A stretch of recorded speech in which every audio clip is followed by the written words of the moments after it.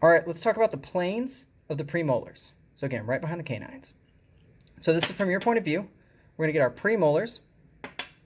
Remember, each premolar has two cusps, and it's going to be a buccal and a lingual cusp. Now let's look at our compass.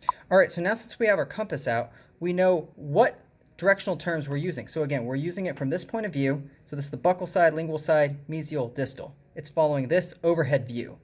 Now we want to look at the planes. Again, remember, we're pulling the peak out and we're making that cusp. If we think of it as 3D structure, it'll look like this, like a pyramid.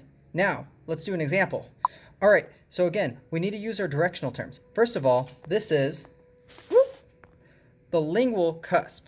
Now, this plane, we need to use our compass. So this is the disto-lingual plane of the lingual cusp.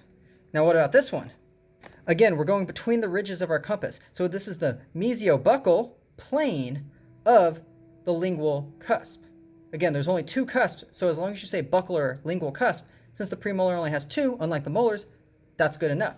Now let's look at the buccal cusp. So again, if we look at our compass, this is distobuccal. This is the distobuccal plane of the buccal cusp. Draw this out, run through a few examples yourself, and I'm sure you'll get it. This is Chase Reported with GamePlan for your academics. See you guys in the next one.